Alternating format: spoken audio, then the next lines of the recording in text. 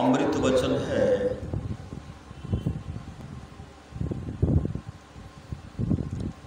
जब तुम इस संसार से जाओगे, माताजी तो नहीं रहे, कितने संलग्नता के साथ समर्पित होकर के सत्संग क्या करते थे, नहीं करते थे। जब तुम इस संसार से जाओगे उस समय तुम्हारे साथ कुछ नहीं जाएगा, उस समय तुम्हारे साथ कुछ नहीं जाएगा। साथ जाने वाली केवल दो वस्तुएं हैं, साथ जाने वाली केवल दो वस्तुएं हैं, एक सतगुरु और दूसरा नाम। एक सच्चा सतगुरु जाएंगे और दूसरा नाम, जो नाम की दौलत है, नाम का जो सुमरन करते वही साथ, और कुछ जाने वाला नहीं। साथ जाने वाले केवल दो वस्तुएं हैं, एक सतगुरु और दूसरा नाम। नाम आपके अंदर है, नाम कहाँ आपके अंदर है, और उसका भेद सतगुरु से मिलता है। गुरु से गुरु मांगो या परमेश्वर, गुरु से किनको मांगो? गुरु से गुरु मांगो। अगर गुरु से गुरु मांगते गुरु मिल गए तो परमेश्वर मिल गए, परमात्मा मिल गए।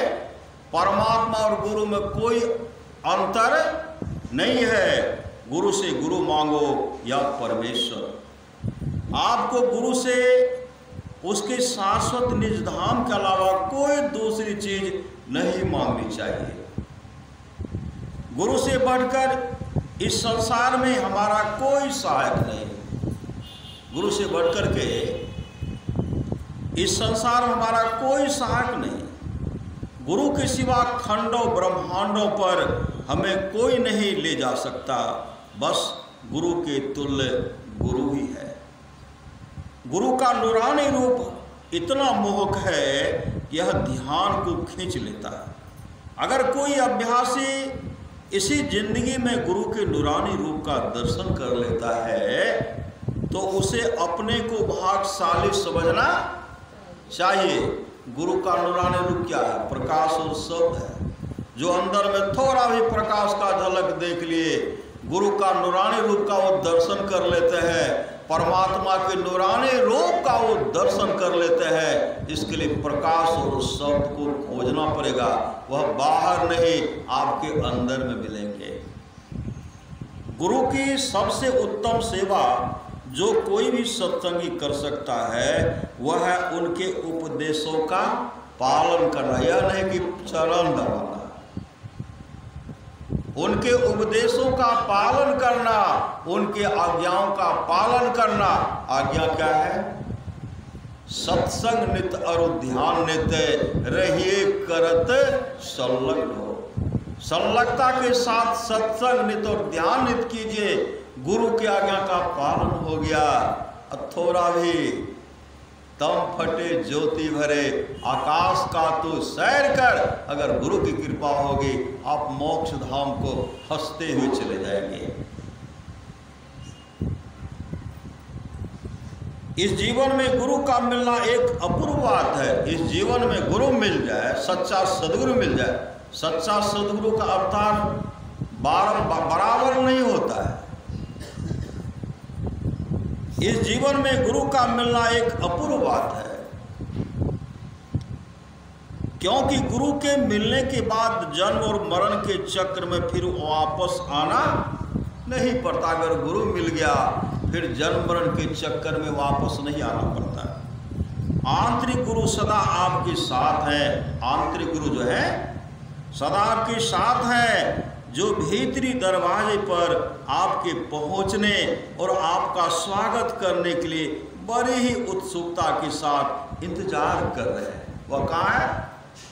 भीतरी आपके अंदर में, जो भीतरी दरवाजे पर आपके पहुंचने और आपका स्वागत करने के लिए बड़ी उत्सुकता के साथ इंतजार कर रहे हैं। परमसंत बाबा देवी साहब की वाणी है,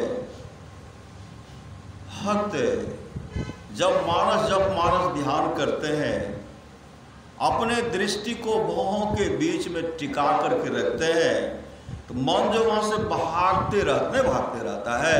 पहले बैठ करके देखिए, तो बैठ करके अगर आप अंधकार मंडल का भी दर्शन कर रहे हैं तो आपके लिए मोक्ष नजदीक है। आपको तो पहले बैठने के लिए देंगे ही नहीं। जैसे करेंगे, जब शुरू होगा जनता चौक, जहां गए, जहां भी नहीं गए हैं इस जन्म में, जहां आप नहीं गए हैं वहां पहुंच जाएंगे। तो वहां पहुंचे थी, अगले जन्म की बात है, अगले जन्म का जो वहां चले जाते हैं।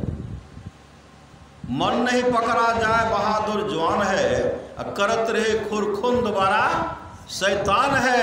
मन का कहा न मानिए, मन है पक्का चोर। अब बीच नदी में ले जा करके देगा आपको छोर। तैरने के लिए नहीं आता क्या होगा? वही का मन आपको, मन बैठने के लिए देता ही नहीं है। जब मन प्रयास करता, जब मन धीरे धीरे वहां बैठता है, कहाँ? अपने दृष्टि को भौं के बीच में जब टिका करके रखते हैं, जब मन अस्थिर होने लगता है तब परमात्मा की परीक्षा होती है। एक कच्चा है कि पक्का है, तब वहां से उनको धक्याते हैं। धक्या तरह तरह का प्रलोभन उनको देते हैं। अब प्रलोभन में जो फंस गए, चल दिए, काम मन दौड़ रहा है। जो धक्याने के बाद भी, भगाने के बाद भी जो वहां से नहीं हटता, जो विचलित नहीं होता, तो परमात्मा उन पर द्रवे बिना नहीं रहते।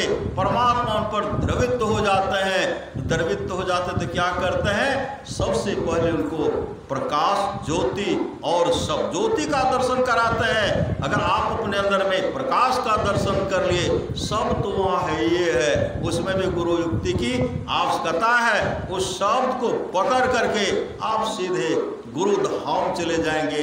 गुरु धाम कहिए, मोक्ष धाम कहिए, परमात्मा का धाम कहिए, सचखंड कहिए, सब एक ही है, कोई अंतर नहीं है। इसके लिए मुस्तैदी के साथ आप बैठे रहिए। बैठे चूत निकले सूत, काम बन जाएगा। आंतरिक गुरु सदा आपके साथ हैं, जो भीतरी दरवाजे पर आपके पहुंचने और आपका स्वागत करने के लिए बड़ी उत्सुकता के साथ इंतजार कर रहे हैं। जब आप सतगुरु के नूरी रूप से संपर्क स्थापित कर लेंगे, तब आपको गुरु हर जगह मौजूद मिलेंगे। अगर आप प्रकाश का दर्शन कर लेंगे, वह रूप का दर्शन करेंगे, तो गुरु आपको हर जगह मिलेंगे। जैसे स्वामी विवेकानंद को मिला था ना, अमेरिका के शिकागो शहर जब गए थे, विद्वानों की टोली को देख करके, बड़े बड़े विद्वान बैठे हुए थे, विद्वानों की सभा को देख करके स्वामी विवेकानंद भयभीत हो गए, कांपने लगे। मंच था, वक्ता मंच परिवर्तन, वक्ता सब जाते थे, फिर वहां से हट जाते थे।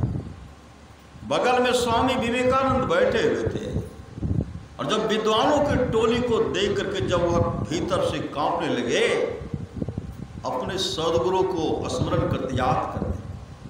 जैसे अपने सदगुरु को स्मरण करते हैं, उसी समय सदगुरु उनके सामने प्रकट हो गए। सामने सदगुरु प्रकट हो गए। हर रोम में सदगुरु का दर्शन हो गया, हर रोम में सदगुरु का दर्शन हो रहा है। और रामकृष्ण परमहंस जी महाराज कान में कहते हैं, नरेंद्र जाओ, उठो, संबोधन करो, उठो। गुरु की कृपा, उठ खड़े हो गए। जिधर देखते उधर गुरु, जिधर देखते उधर। जैसे वहां बैठे, जैसे जंगल में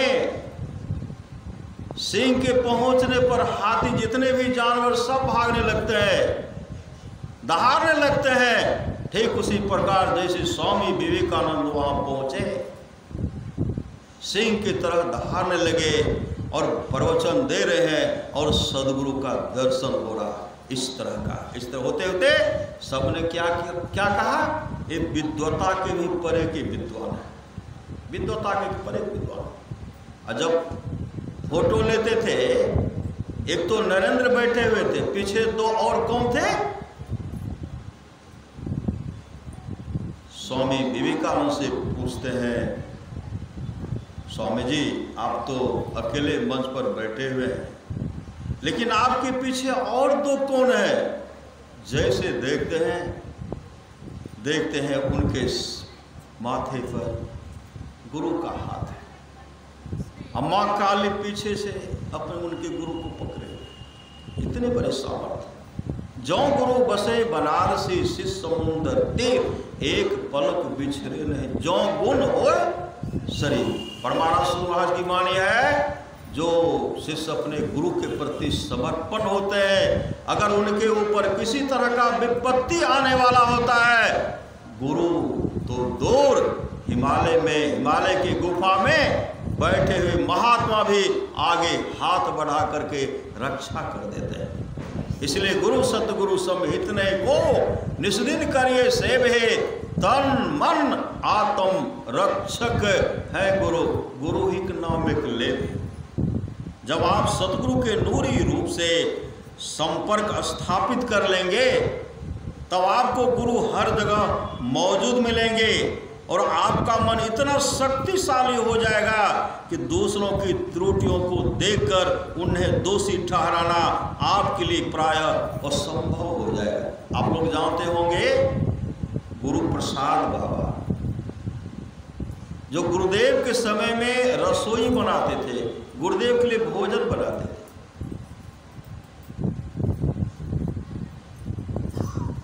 गुरुदेव ने कहा, गुरु प्रसाद मेरे जाने के बाद तुम किसका रसोई बनाओगे, किसका भोजन बनाओगे? कहा किसी का नहीं बनाऊंगा, किसी का नहीं बनाऊंगा। कहते कुछ मांग लो, कुछ अंतर्यामी सदगुरु जानते थे कब क्या होने वाला है। कहते कुछ मांगो, तो क्या मांगते हैं?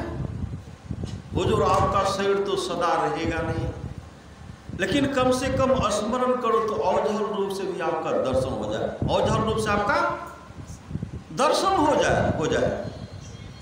परमाराज सदगुरु ने कहा दर्शन होगा। जब गुरुदेव इस शरीर को परित्याग कर दिए, परित्याग करने के बाद कुछ दिन रहे, उसके बाद गुरु प्रसाद वा कहाँ चले गए? ऋषिकेश, हरिद्वार आदि जगह गए, भ्रमण कर रहे। एक समय की एक जगह की बात है, संत गरीबदास के आश्रम में निवास किए, वहीं ठहरे और 12 बजे रात में उठ करके रोने लगे। और रोते हुए क्या कहते हैं? हम तो परमात्मा के संग थे, मेरे गुरुदेव तो परमात्मा के संग थे, मेरे गुरुदेव तो परमात्मा के संग, मेरे गुरुदेव तो परमात्मा थे, हम तो परमात्मा के संग थे, हम परमात्मा का भोजन बनाते थे। हम कहाँ से कहाँ भटक रहे हैं, कहाँ से कहाँ भटक रहे हैं, रोज रहे हैं। उसी समय गुरुदेव वहाँ प्रकट हो गए। जैसे प्रकट होते हैं, गुरु प्रसाद बा चरण में लिपट गए और रोते हुए कहते हैं, जो गुरु महाराज कहते हैं, गुरु प्रसाद क्या बोल रहे हो, क्या सोच रहे हो?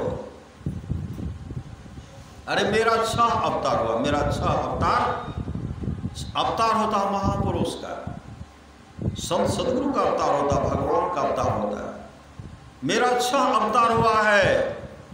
गुरु प्रसाद भगवान बुद्ध मैं ही था। भगवान बुद्ध के कितने शिष्य थे, कितने को मोक्ष दिलाए? भगवान बुद्ध मैं था, गुरु नानक देव जी महाराज मैं था, गुरु गोविंद सिंह जी महाराज मैं था, समर्थ रामदास जी महाराज मैं था, और संत गरीबदास जी महाराज मैं था, और संत मेही के रूप में मैं था। इतने बड़े सामर्थ्यवान सदगुरु हर रूप में आए। देखिए कितने को उद्धार किए। परमसंत बाबा देव साहब कहते हैं, सच्चा शिष्य वह है जो गुरु को परमात्मा के तुल्य जानकर आदर करते हैं। परमात्मा समझिए हैं, गुरु हैं। गुरु की नित्य कर पूजा, जगतिन सम नहीं दूजा, मैं ही को आन नहीं सूझा, फकत गुरु ही आधार है। उस तरह का गुरु के प्रति समर्पण हो जाइए। जब आप सदगुरु के नूरी रूप से संपर्क स्थापित कर लेंगे तब आपको गुरु हर जगह मौजूद मिलेंगे और आपका मन इतना शक्तिशाली हो जाएगा कि दूसरों की त्रुटि को देखकर उन्हें दोषी ठहराना आपके लिए प्रायः असंभव हो जाएगा। आप लोग जानते होंगे, एक समय की बात है, परमाराम सद्गुरु महाराज गुरु से भी पूज्यपाद भगीरथ बाबा से कहते हैं, भगीरथ आगे देखो। आगे गए, आगे निकल गए। वहाँ जब गए तो कुछ नहीं देखे, फिर वापस आ गए और कहते हैं हुजूर कोई नहीं छे। गुरु महाराज कहते हैं और आगे जाओ, और आगे जाओ।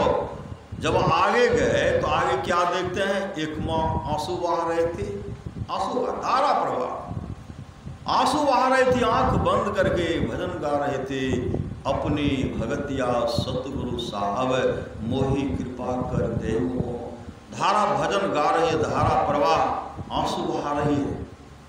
जब गुरु से भी भगीरथ बाबा को देखे, उस माँ को देखे, वहाँ से वापस आते हैं और गुरुदेव से कहते हुजूर एक बूढ़ी माय छे, वो कहे छे अपनी भगतिया सतगुरु साहब मोहि कृपा कर देहो, भजन गावे छे, रोवे छे। गुरु महाराज कहते मुझे वहां ले चलो।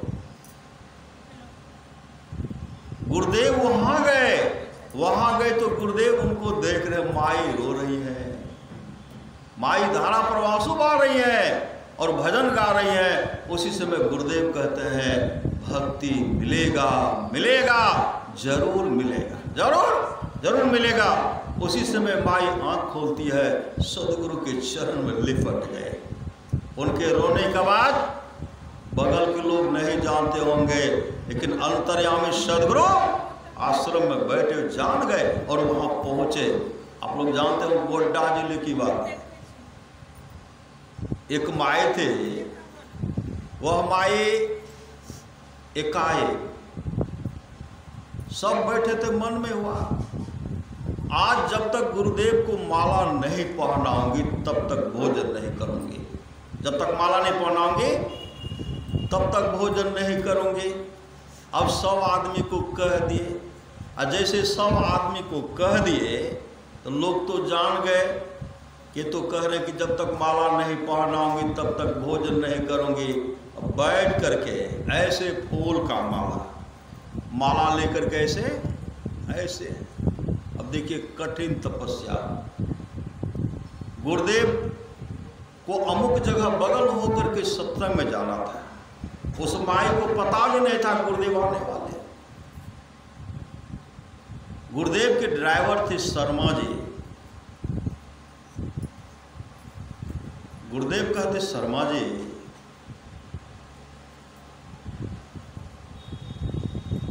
दाएं होकर के चलिए, दाएं होकर वहां चलिए। शर्मा जी कहते हुजूर वहां जाए के जो रास्ता छे बायां है के जाए पड़ते, बायां है।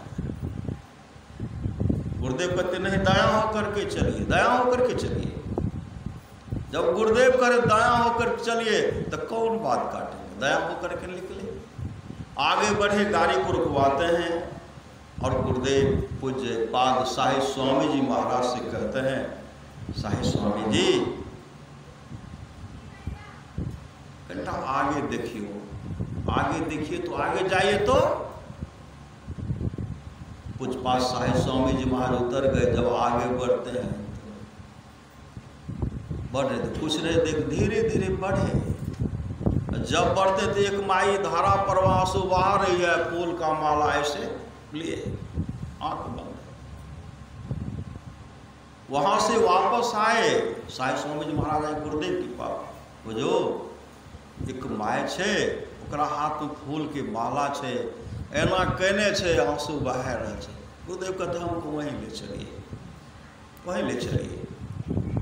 जब वहां गुरुदेव गए तो गुरुदेव माई को देख रहे हैं, और माई तो आंख बंद करके आंसू बहा रही है। साहेब स्वामी जी महाराज कहते हैं, माई अरे गुरुदेव सामने खड़े हैं, माला तो पहनाओ। माई आंख खोलती है, सामने में सदगुरु को देखती, दौड़ गए और गुरुदेव को प्रणाम करके चरण माला पहना करके चरण में लिपट गए। ऐसे हमारे सामर्थ्यवान सदगुरु विष्णुकांत जी महाराज कहते थे, जीवन संगी मरड़े यहाँ तेरा लपना को। ईश्वर रूप गुरु को जानो। ईश्वर और परमात्मा में, गुरु और परमात्मा में कोई अंतर नहीं है। ईश्वर रूप गुरु को जानो, भेदभाव नहीं मन में आनो रे। जीवन संगी मन रे यहाँ कोई न मारे। आप लोग जानते होंगे शर्मा जी की पत्नी बराबर गुरुदेव के लिए भोजन बनाती थी। कहाँ? घर में भोजन बना करके पहले गुरुदेव को चढ़ाती थी। किसमें? गाय के शुद्ध घी में भोजन, शुद्ध गाय के घी में भोजन बनाती थी। अब बना करके तब चढ़ाती थी। शर्मा जी देख लिए कि भोजन तो बनाती है। अब शर्मा जी को कहीं जाना था, लेकिन देखे कि गाय का घी तो अब नहीं है, कल क्या होगा। गए तो उनको विलम्ब हो गया। वहां से जब आते हैं तो शर्मा जी कहते हैं, गाय का घी तो सट गया था, तो भोजन जो अमुक दिन बना, भोजन बनाए किस घी बनाए थे? शर्मा जी की पत्नी कहने लगी, घी तो सट, गाय का घी जो सट गया था भैंसे के घी में बनाई। शर्मा जी कहते, गुरुदेव का पेट खराब हो गया होगा। देखिए कितने सबर थे, गुरुदेव का पेट खराब हो गया होगा। उसी समय शर्मा जी गए, दवाई के दुकान जाते हैं, पेट झरी जो है उनका रोकने के लिए दवाई लेते हैं। जैसे आश्रम पहुंचे, पूज्यपाद सतसेवा टहल रहे थे। शर्मा जी जाकर के प्रणाम करते हैं। सतसेवा कहते, शर्मा जी अभी आप?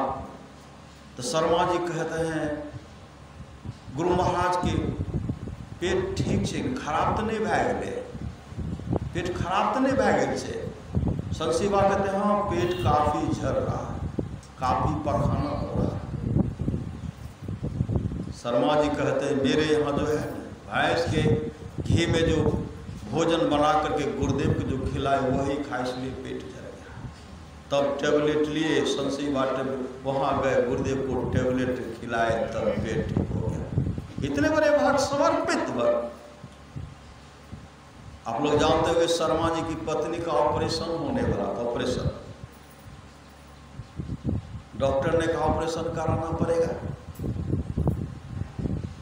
तो डॉक्टर सब देखते हैं, ऑपरेशन थिएटर में ले गए और उनको लेटा दिए। वो गुरुदेव का स्मरण, नाम सुमरण कर रहे हैं। सतगुरु की सेवा करे पावे परवाना हो, कहे कबीर धर्मदास ते ही काल डेरा ना हो। वह मंत्र जाप कर रहे। डॉक्टर साहब देख रहे हैं कि और सब मिलने के लिए दिए, घुसे उसमें सब बगल में बैठे हुए हैं। डॉक्टर साहब देख रहे हैं कि सब तो आए। ये लाल वस्त्र, गैरिकधारी वस्त्र जो पहन कर ये कौन आए? ऑपरेशन थिएटर पहुंच गए। तो डॉक्टर साहब उनसे पूछते हैं, अभी आपके साथ में कौन कौन है? तो सब पता है, जो है वो सब है, आप भी हैं। का और कोई? खा मेरे सिरहाने के बगल में मेरे सामर्थ्यवान सदगुरु खड़े, मेरे सामर्थ्यवान सदगुरु खड़े। ऐसे सामर्थ्यवान सदगुरु हैं। संत कबीर ने कहा, मौको कहाँ ढूंढे बंदे, मैं तो तेरे पास में, मैं तेरे पास में हूँ। मैं तो तेरे पास में, ना मैं मंदिर ना मैं मस्जिद, ना कामे कैलाश में। खोजी हो तो तुरंत मिली है, पल भर के तलाश में। कटिहार के पास एक गांव है, गुरुदेव के भक्त थे, उनका नाम था महावीर मेहता जी। महावीर मेहता, वो जब रोगग्रस्त बीमार हो गए, पेट में दर्द हो रहा था, कटिहार में इलाज कराए, पूर्णिया इलाज कराए, अंत में लेके चले गए कहाँ? पटना ले गए।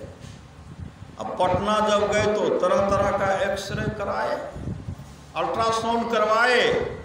तो डॉक्टर ने कहा देखिए इनके किडनी में जो है 8 बड़ा बड़ा पत्थर, 8 पत्थर है, ऑपरेशन कराना पड़ेगा। सब तैयार ऑपरेशन कराने के लिए, लेकिन शर्मा जी के उनके यहाँ, मेहता जी के यहाँ, महावीर बाबू के शरीर में खून की कमी थी, खून नहीं बन रहा था। तो डॉक्टर साहब कहते देखिए इनके लिए खून की बहुत आवश्यकता है, एक काम कीजिए फल खिलाइए जिससे खून बन। बताए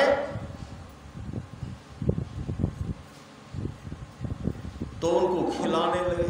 एकाएक को कहते हैं मेरा मन करता है गांव जाने का, वहाँ जाएंगे ना दूध सब खाएंगे तो खून बनेगा और सब खाएंगे।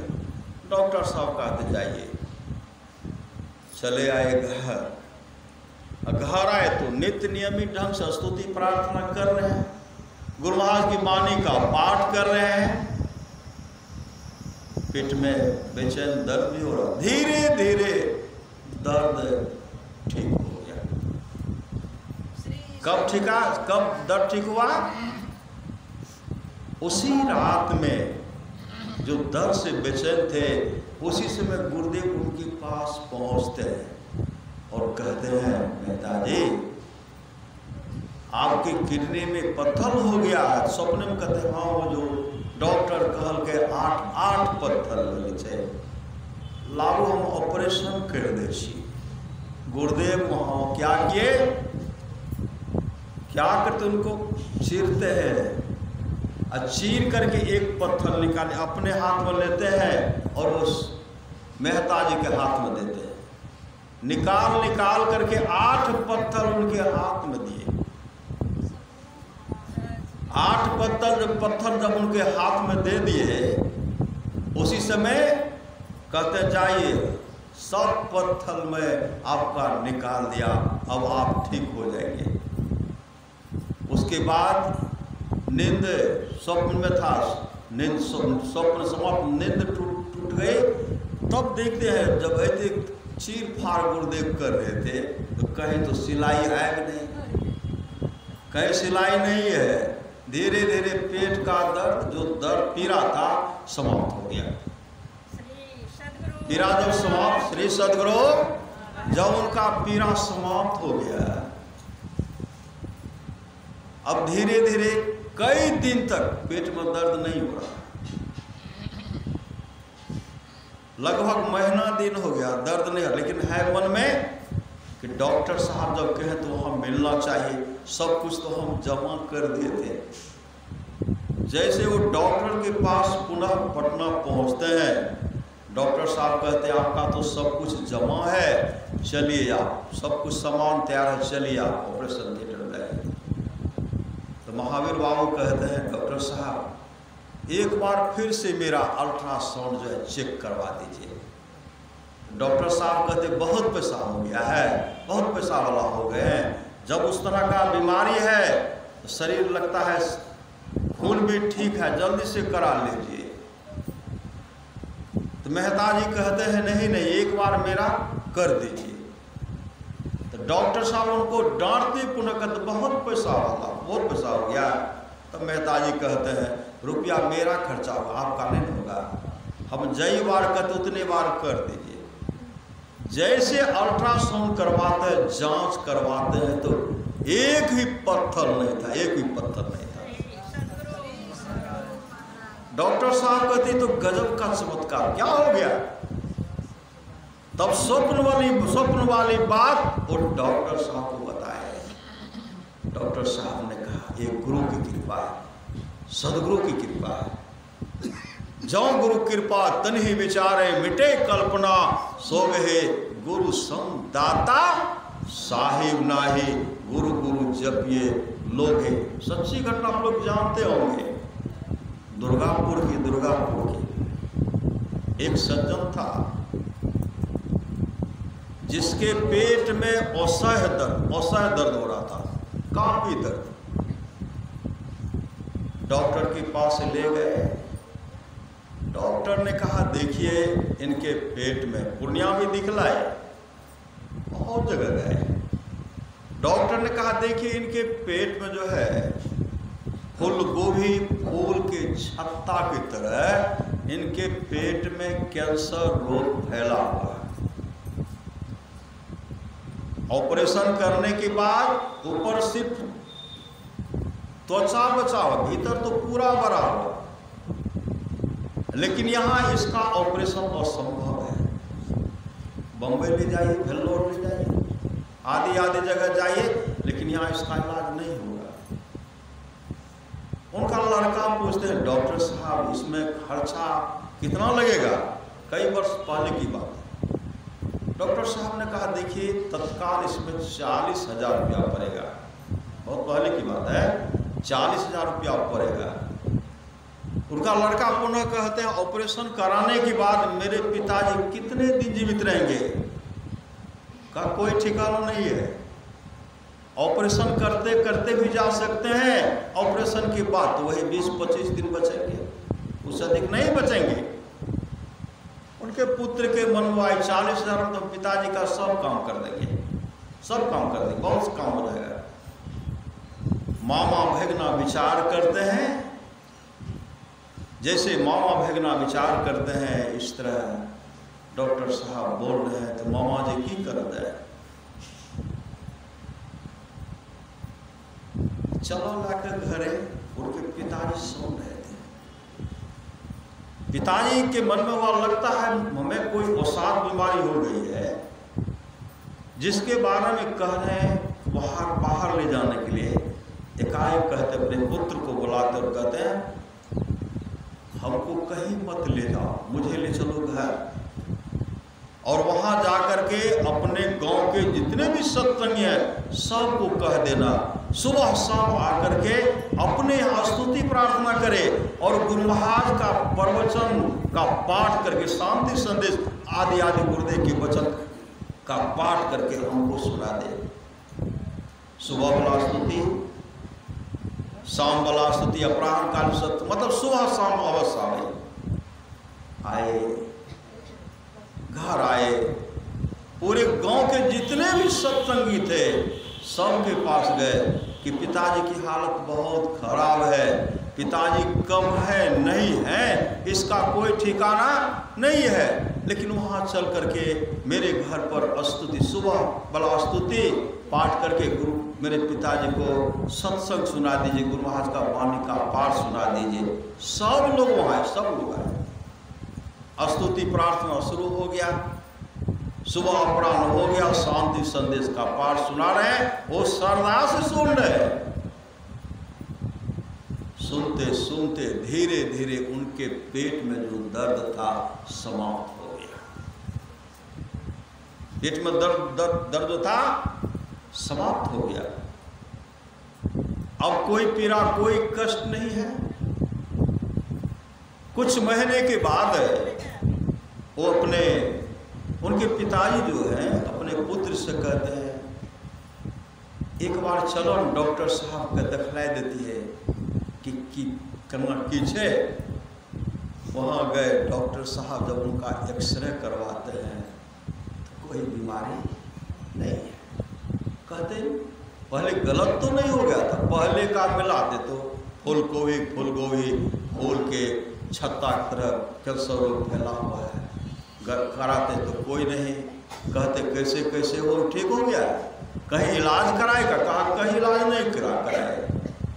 सुबह शाम स्तुति प्रार्थना गुरु महाराज की वाणी का पाठ पिताजी को सुनाए, यही और कोई औषधि नहीं, कोई दवाई नहीं।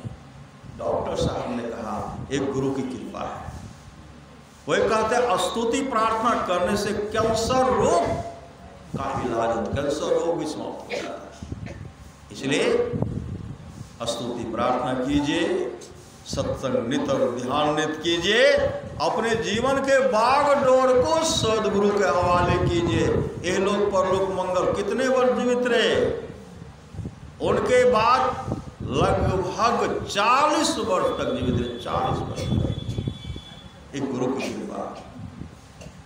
गुरु सतगुरु समहित नहीं को निस्दिन करिए, सेव है तन मन आत्म रक्षक है गुरु। गुरु हिक नामिक लेभे, मातहु तय बढ़े, छोह कर नितय, पितहु तधिक भलाई।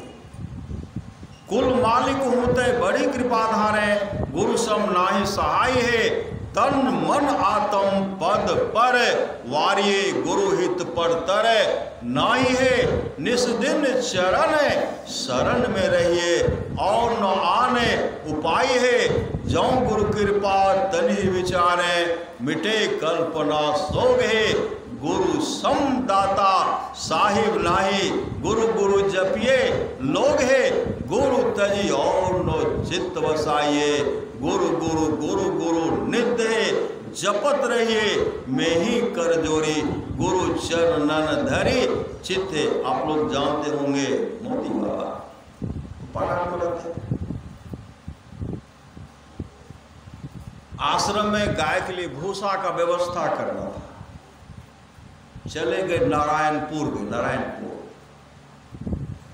और नारायणपुर जब गए तो वहां जाने के बाद भूसा क्या किए, 40 जाला भूसा किस पर, नाव पर लाद दिए। 40 जाला गंगा नदी में नाव पर लाद दिए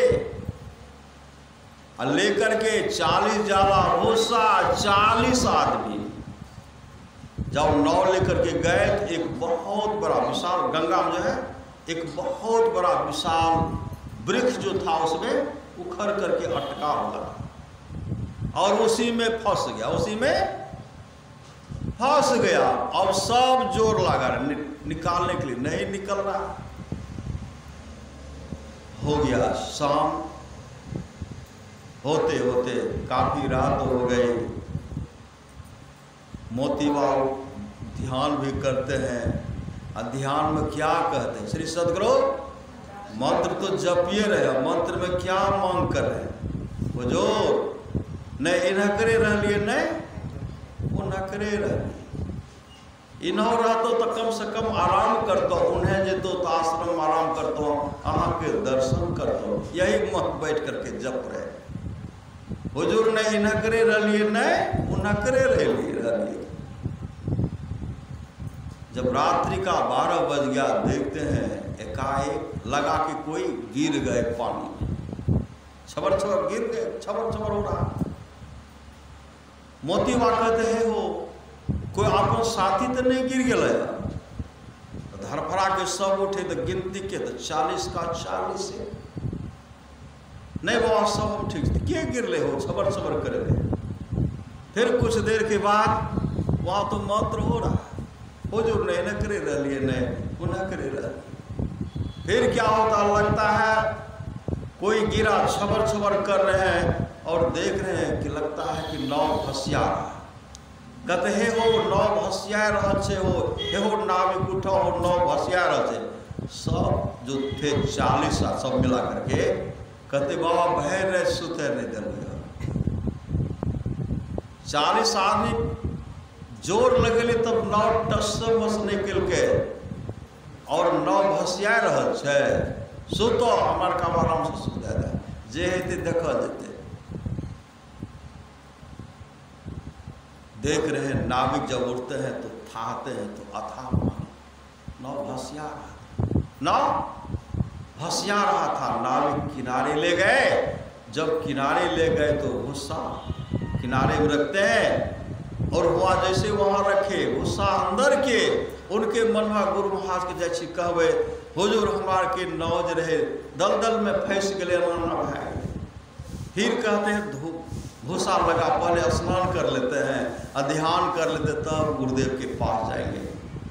जब स्नान करके ध्यान करके आए गुरुदेव को कहने के लिए, तो कुछ सेवक सब गुरु महाराज को दर्द निवारक महलम से बालिश कर रहे थे। मोतीवा कहते हुजूर के की भा गए, हुजूर के की भा गए। गुरुदेव कहते हुजूर के की हेते, हुजूर ने इनकरे रह लिए, नहीं वो नकरे रह लिए। कितने अंतर्यामी सदगुरु हैं हमारे। परमारा सुनाए कहते भज मन सतगुरु दयाल, काटे जम जाला, जम के चाल को भी काटने वाले सामर्थ्यवान सदगुरु है। समर्पित होना चाहिए, समर्पित। गुरु की नित्य कर पूजा, जगतिन श्रम नहीं दूजा, मैं ही को आन नहीं सूझा, फकत गुरु ही आधारा। आप लोग जानते होंगे माखनलाल शाह बहुत बड़े धनाढ़ व्यक्ति थे, व्यापार थे, व्यापारी करते थे माखनलाल शाह। और उनके जीवन का पूर्ण कमाई, उनके जीवन का पूर्ण कमाई समुद्री जहाज पर लदा हुआ, समुद्री जहाज पर लदा हुआ। और जब उनका जहाज समुद्र के दलदल में फंस गया तो माखनलाल शाह अपने गुरु को याद करते हैं, इससे मुझे निकाल दीजिए, बहुत बड़ा संकट मेरे ऊपर आ पड़ा है। समुद्र के दलदल से जब मेरा जहाज कुशल पूर्वक निकल जाएगा, मेरा सामान वापस हम अपने घर को ले जाएंगे, तो 500 सरपी चढ़ाऊंगा, 500 सरपी, 500 सरपी चढ़ाऊंगा। कहने भर का देर था, समुद्री जहाज जो है दलदल से निकलता है, ले गए सब सामान को अपने घर में से रख लिए। तब हुआ कि अब जाना है गुरु के पास, जिन्होंने मेरी रक्षा की, जिन्होंने दलदल से बचाया, मेरे सामान की रक्षा की। वहां जब पहुंचते तो वहां देखते हैं कितने गुरु, 24 गुरु गद्दी, 24 गुरु गद्दी लगी हुई है। और सब कहते हैं मैं ही सामर्थ्यवान सदगुरु, मैं ही सामर्थ्यवान सदगुरु, मैं ही सामर्थ्यवान सदगुरु हूं। वहां पहुंचने के बाद एक महात्मा जो बैठे हुए थे उनको 5 असरफी दिए, 5 असरफी। जब 5 असरफी देते हैं तो क्या कहते, तो बहुत बड़ा दानी है, तो बहुत बड़ा दानी है, बहुत बड़ा दाता है। इस तरह उनका बड़ाई कर दिए। वो भीतर से कहते हैं ये सच्चा सदगुरु नहीं है। अगर सच्चा सदगुरु रहते तो 500 से भी मानते, ये सच्चा सदगुरु नहीं। दूसरे के पास गए, उनको भी 5, वो काफी बड़ाई किए। तीसरे के पास 5 दिए, वो बड़ाई के। एवं प्रकार 24 गुरु गद्दी पर गए, 5 दिए, सब ने बड़ाई किया। तो बहुत बड़ा दानी है, बहुत बड़ा दानी है। ये भीतर से कहते हैं इनमें से कोई सच्चा सदगुरु, इसमें से कोई सच्चा सदगुरु नहीं है। तब वहां पूछते हैं यहाँ और कोई और कहीं गुरु रहते हैं? उन्होंने कहा, जो यहाँ के गुरु थे उन्होंने कहा था अंतिम गुरु, और जो गुरु होगा बकाला होगा, यहाँ के बाद वो बकाला होगा। बकाला बोले थे लेकिन हम लोग समझ नहीं पाए। क्या वहाँ और कोई महात्मा? कहाँ एक है जो मतलब बहुत बड़ा गड्ढा खोद करके उसी में रहते हैं, कभी धूल लगाते हैं, लोग उनको कहते पागल है। महापुरुष की वाणी है, पाया कहे तो बाबरे, खोया कहे तो कुर। अगर कोई पा लेते हैं तो कोई उसको पागल कहते हैं। एक है लेकिन वो पागल, लोग उनको कहते पागल। वहां गए, जैसे वहां गए, वहां जाने के बाद प्रणाम करते हैं। अब 5 असरफी चरण पर रखते हैं। जैसे 5 असरफी चरण पर रखते हैं, उसी समय वो अपने शरीर को कपड़ा से ढके हुए थे और कपड़ा हटा करके पीठ को दिखाते, पीठ 2 भाग था, और पीठ को दिखाते हुए कहते हैं जब तुम्हारा जहाज समुद्र के दलदल में फंस गया था उस समय तुमने मुझे 500 सरफी गच्छा था, अभी 5 दे रहा है, अभी 5 दे रहा है। और उसी समय माखनलाल शाह जी कहते हैं वाह गुरु पायो जी, वाह गुरु पायो जी, वाह गुरु पायो जी। उसी समय कहते ढिंढोरा मत पीट, नहीं तो तेरे मुख में कालिख लग जाएगा। उसी समय माखनलाल शाह ने कहा मुख में कालिख लगाना पड़ेगा तो लगा लूंगा, लेकिन सच्चा गुरु गड्ढा में और नकली गुरु सिंहासन पर बैठे हुए। चढ़ गए घर पर, पूरा ढिंढोरा पिटते, वाह गुरु पायो जी, वाह गुरु पायो जी। तमाम जब वहाँ आए, सबको बताए, तब उन गड्ढे से निकाल करके सामर्थ्यवान सदगुरु को वहाँ ले गए, गुरु गद्दी पर उनको बैठाए और सब नकली गुरु भाग गए। गुरु के प्रति समर्पण। गुरु ही तू है, गुरु पितु है, गुरु ही जीव के मितु है, गुरु सम कोई नहीं दूजा जो जीवों को उधारा। गुरु के प्रति कैसा समर्पण आप लोग जानते होंगे। गुरु नानक देव जी महाराज के समय की बात है, और उस समय उनके पुत्र के मन में हुआ, मेरे पिताजी गुरु हैं तो मुझे गुरु गद्दी दे देंगे। प्रार्थना निहोरा करते हैं, हमको गुरु गद्दी दे दीजिए। दामाद के मन में था, हमको गुरु गद्दी दे दीजिए। बेटी का मन में था, मेरे पति को गुरु गद्दी दे दे। और एक शिष्य था लहना, उनके मन में कुछ नहीं था। तो गुरुदेव परीक्षा लेते, गुरु नानक देव जी परीक्षा लेते हैं। तो क्या परीक्षा लेते हैं? कहते मेरे संग चलो, सबको बुलाए, कहा चलो मेरे संग। टहल रहे हैं, गुरु नानक देव जी महाराज के हाथ में एक कटोरी था, कटोरी। एकाएक क्या करते, शहर के गंदी नाले में कटोरी को गिरा दिए, और जैसे गिराए अपने दोनों पुत्र से कहते इस कटोरी को निकालो। उस गड्ढे में गिरना मानो अपने आप को धस जाना, पूरा वस्त्र अपवित्र हो जाता। अब पुत्र के शरीर पर सुंदर वस्त्र था, कहा इस कटोरी को निकालो। लड़का क्या कहते हैं, जितना कटोरी लेना चाहते ले लीजिएगा, लेकिन एक काम हमसे नहीं होगा, मेरा वस्त्र अपवित्र हो जाएगा। दोनों पुत्र विचार करते, लगता है इनका माथा खराब हो गया, एक कटोरी के लिए हमको कहते हैं गिरने के लिए, हमसे नहीं होगा। दामाद से कहते हैं, दामाद भी कहते हैं, वस्त्र को देखते हैं, कहा हमसे भी नहीं होगा।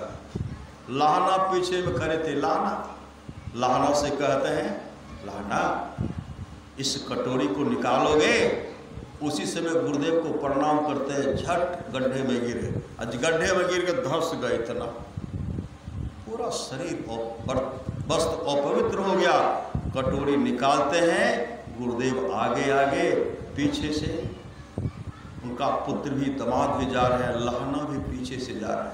आश्रम गए, कटोरी को साफ करके रख दिए। फिर दूसरे दिन परीक्षा लेते हैं। देखो जारे का समय था, अपने पुत्र से कहते देखो यह कपड़ा जो है ब्रह्म मुहूर्त में स्नान करेंगे तब पहनेंगे, इस कपड़ा को धो लाओ। कहाँ से? रावी नदी से। और रावी नदी का जल जो था उस समय जाड़े के समय बर्फ की तरह जम जाता था, जोरों की हवा बह रहे थे, वहां जाना मानो मौत के मुंह में जाना है। ठंडी को बर्दाश्त नहीं कर पाते, पुत्र से कहते हैं, पुत्र कहते हमसे नहीं होगा, अभी वहां जाएंगे तो हम मरिए जाएंगे, मरने का दिन हम लोग को आया, हम नहीं जाएंगे। कल दिन के 11 जब बजेगा तब वहां जा करके जब स्नान करने के लिए जाएंगे तो कपड़ा आपका धो करके ला देंगे। पुत्र पीछे हट गए, दामाद पीछे हट गए। लाना से कहते लाना कपड़ा को सुबह में पहनेंगे, ब्रह्म मुहूर्त में धो करके लाओगे। कहा गुरुदेव दे दीजिए, हम तो जाने के लिए तैयार। कपड़ा लिए, अपने गुरुदेव को प्रणाम के चल दिए। रावी नदी में 12 बजे रात्रि में कपड़ा को धो करके लाए, और धो करके लाए, सुखाए, और सुखा करके गुरुदेव को पहनाए। और दिन का जब 11 बज गया तो उधर से पुत्र आते हैं, दोनों पुत्र आते, दामाद भी आते हैं और कहते लाइए कपड़ा लाइए। जब न तब आप कहते ये काम कर दो, वो काम कर दो, लगता हम लोगों का प्रतिष्ठा नहीं। अरे प्रतिष्ठा है तो गुरु की कृपा है, सम्मान मिल रहा है गुरु की कृपा है।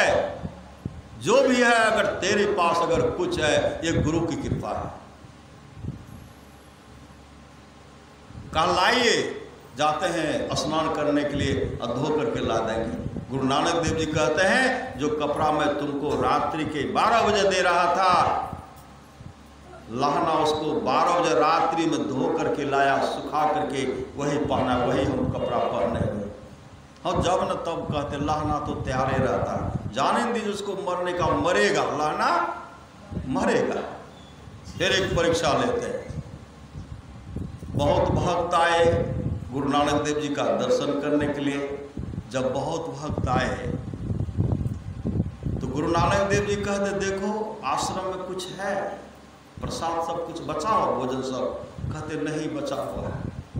अपने पुत्र से कहते देखो यह ककीर का वृक्ष, ककीर का वृक्ष कांटेदार वृक्ष है, कहा इस वृक्ष पर चढ़ो और इसको डुलाओ, तरह तरह का मिठाई गिरेगा। लड़का क्या कहता, आपका माथा खराब, 80 को पार न कर गए हैं। ककीर के वृक्ष पर चढ़ेंगे कांटा तो चुभ ही जाएगा, और ककीर के वृक्ष से कहीं मिठाई गिरता है, बदावत गिरेगा, हमसे नहीं होगा। दोनों पुत्र पीछे हट गए, दामाद पीछे हट गए, लहना पीछे खड़े थे। कहते लहना इस वृक्ष पर चढ़ोगे, डुलाओगे, तरह तरह का मिठाई गिरेगा। कहते हाँ गुरुदेव आपकी आज्ञा के दे रहे। कहा चलो, प्रणाम किए, नाम का सुमरन करते हुए जैसे वृक्ष पर चढ़ते हैं, जैसे डुलाते हैं, बदाबद बदावद कच्चा पक्का मिठाई बदाबद बदावद गिरा। जिस तरह पका हुआ आम का पठार लगता है, पूरा बदाबद बदावद मिठाई सब गिरा, और सब उठा करके सब भक्त को खिलाए। पुत्र दामाद देखते रह गए। अरे सचखंड से अगर गुरु कृपा होगी, परमात्मा के धाम से वहां लड्डू गिरेगा। श्री सदगुरु बदावद ककीर के वृक्ष से गिरा, लड़का सब हट गए। फिर एक दिन परीक्षा लेते हैं, चलो मेरे संग। कहाँ चले गए? श्मशान घाट। श्मशान घाट जब गए तो वहां जब जाते हैं, श्मशान घाट गए, गुरु नानक देव जी आगे आगे, अब पीछे से पुत्र, दोनों पुत्र दामाद और लहना भी गए। अपने पुत्र से कहते देखो क्या है, वह सब क्या है? कहा लाश है, लाश। कोई लाश सराख था, कोई गला था, कोई तरो ताजा था। एक लाश जो था वो तरो ताजा लाश था, कफन से ढका हुआ था। कहते हैं लाश है। कहा उस जो कपड़ा से ढका, कहा उसमें भी लाश है। कहा जाओ और उसको खाओ। पुत्र को कहते, पुत्र कहते आपका माथा खराब हो गया। सही सदगुरु। पुत्र पीछे, दामाद भी कहते हमसे नहीं होगा, दोनों पुत्र कहते हमसे नहीं होगा, दामाद भी कहते हमसे नहीं होगा। लहना खड़े थे, जैसे कहते हैं पुत्र कहते इनका आपका माथा खराब हो गया। लहना के आंख से आंसू बह रहा है। इस सामर्थ्यवान सदगुरु को पहचान नहीं पाए। गुरु नानक देव जी कहते बेटा लहना क्या है? कहा गुरुदेव लाश है। कहा जाओ और उसे खाओ, दौड़ पड़े। वहां जाकर के कहते हैं गुरुदेव किधर से खाओ, सिर से खाओ कि पांव से खाओ? गुरु नानक देव जी महाराज कहते बेटा बीच से खाओ, बीच से। जैसे कपड़ा को हटाते हैं, लाश लापता हो गया। और एक बहुत बड़ा हंडी था जिसमें रसगुल्ला भरा हुआ था। डबाडब ले रहे हैं, डबाडब ले रहे हैं। पुत्र दामाद देखते रह गए। उसी समय सदगुरु दौड़ते हैं और उनको हृदय से लगाते हैं, और हृदय से लगाते हुए उनको रूहानियत दौलत से भरपूर कर देते हैं, अंतर का दृष्टि खोल देते हैं, प्रकाश का दर्शन कराते हैं और परमात्मा का दर्शन करा देते हैं। वहां से आए उनको स्नान कराते हैं, अपने शिष्य को स्नान कराए, स्नान करा करके नया वस्त्र देते हैं। उनको गुरु गद्दी पर बैठाते हैं। और उसी समय गुरु नानक देव जी महाराज क्या करते हैं? जो शिष्य अपने गुरु के चरण में नतमस्तक होते थे, आज गुरु नानक देव जी महाराज कहते लहना जाओ, मैंने तुमको सब कुछ दे दिया, जाओ मैंने तुम्हें सब कुछ दे दिया, तुमको रूहानियत दौलत से भरपूर कर दिया। आज गुरु नानक देव जी लहना के चरण पर अपने माथा को रगड़ते हैं, जा रे लहना मैं तुमको भरपूर कर दिया। ऐसे होते सामर्थ्यवान सदगुरु।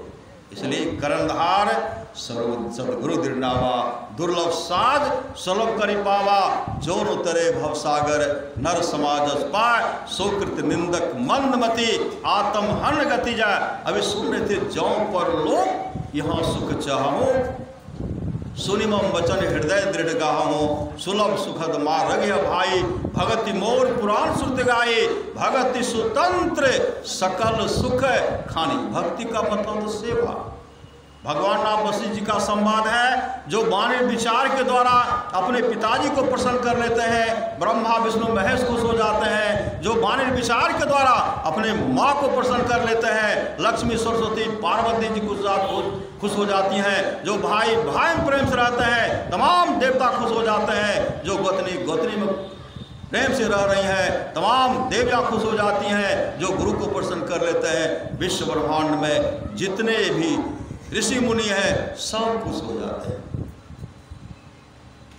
समर्पण होकर के भगत सुतंत्र सकल सुख खाने, बिनु सत्संग न पावे प्राणी।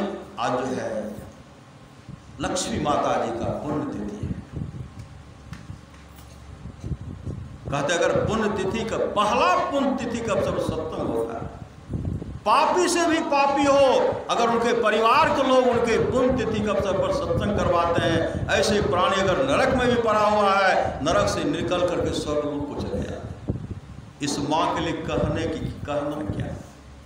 ये तो माँ या जब रहती थी यहाँ भी सत्संग और सत्संग मंदिर के प्रति समर्पित माते समय पर पहुँच करके स्तुति प्रार्थना ध्यान भजन करती थी।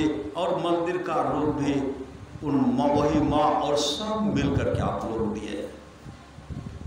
मंदिर में नित्य नियमित ढंग से सत्संग हो, गुरु महाराज प्रसन्न हो जाएंगे, माँ भी प्रसन्न हो जाए, क्योंकि माँ हमेशा सेवा करती थी। उनके सुपुत्र और पुत्र दोनों मिलकर के, बेटा पुतोह मिलकर के उस माँ के आत्मा की शांति हेतु पुण्यतिथि के अवसर पर सत्संग करवा रहे हैं। सदगुरु महाशिव पर ऐसे माँ के लिए कोई मांग नहीं कर रहा। भक्त मरे क्या रोइए, वो तो अपने घर जाए, रोइए साकट बाप रो, जो हाटो हाट बिकाए। फिर मांग एक प्रचलन है, पूरा सदगुरु वहाँ से मांग करता हूँ, हे सदगुरु उस माँ का देख रेख आप ही करेंगे, क्योंकि सदगुरु हमरे, हम सदगुरु के, हम तो गुरु के हो गए। वो गुरु के प्रति समर्पित माते उस माँ का देख रेख करेंगे, और आपका जो तमाम भक्त हैं उसका भी देख रेख हे सदगुरु आप ही करेंगे। बोलिए प्रेम से श्री सदगुरु महाराज की जय। और हम लोग परम पूज्य पाद बाबा से सुनने की कृपा करें। बोलिए प्रेम से श्री सदगुरु महाराज की जय।